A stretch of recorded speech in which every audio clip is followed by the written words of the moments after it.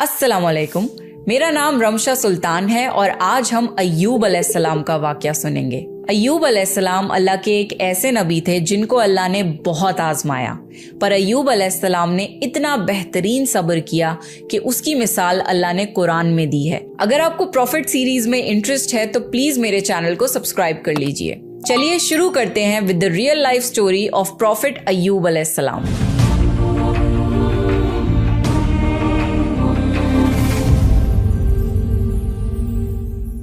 अल्लाह ने अय्यूब अलैहिस्सलाम को सीरिया में कौमे सूरान की तरफ भेजा।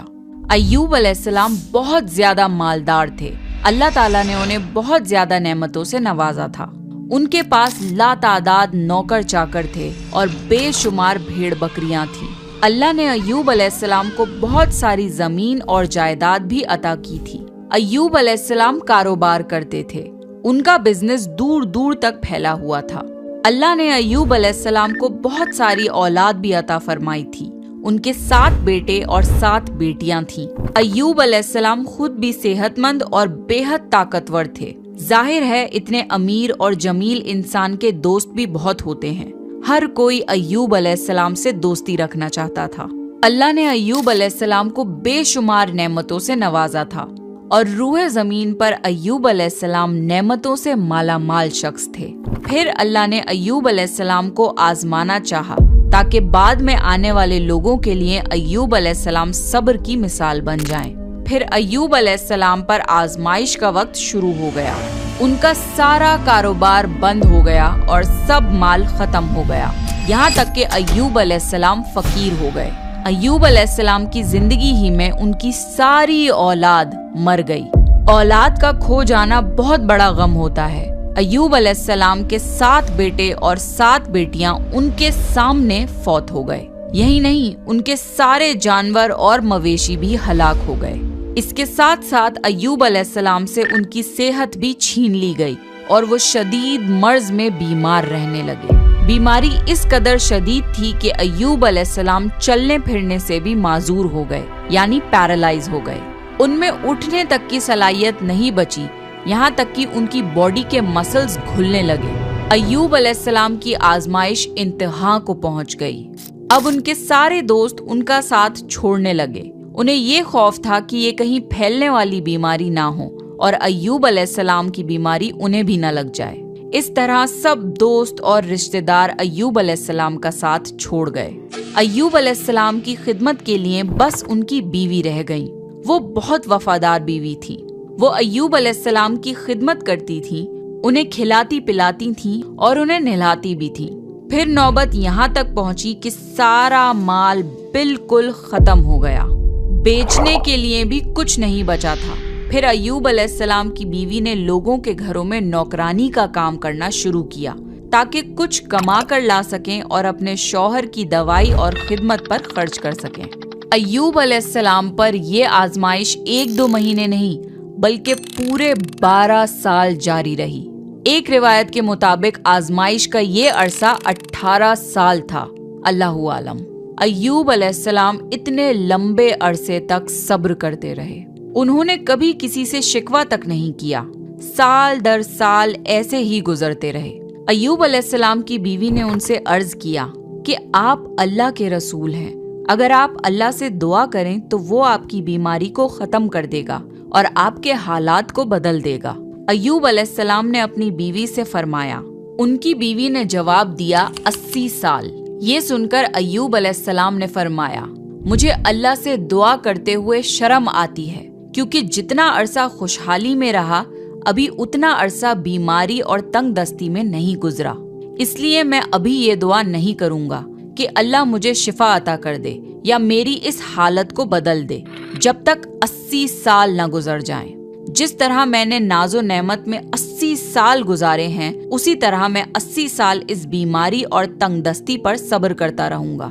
ये सुनकर अय्यूब अलैहिस्सलाम की बीवी मायूस हो गई क्योंकि उन्हें यकीन था कि अगर अय्यूब अलैहिस्सलाम अल्लाह से दुआ कर लें तो ये आजमाइश फौरन खत्म हो जाएगी। अब नौबत यहाँ तक आ गई थी कि लोगों ने अय्यूब अलैहिस्सलाम की बीवी को काम देने से इनकार करना शुरू कर दिया था। इस डर से कि कहीं अय्यूब अलैहिस्सलाम की बीमारी उनकी बीवी के जरिए उन लोगों को भी ना लग जाए।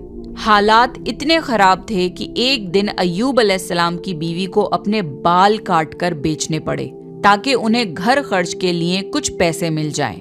ये देखकर अय्यूब अलैहिस्सलाम को बहुत ज्यादा तकलीफ हुई और उन्होंने अल्लाह से दुआ की, या अल्लाह, मुझे बीमारी लग गई है और तू रहम करने वालों से ज्यादा रहम करने वाला है। मुझे आजमाइश ने आ लिया है और तू अरहमर राहिमीन है। मेरी हालत को तू ही बेहतर जानने वाला है।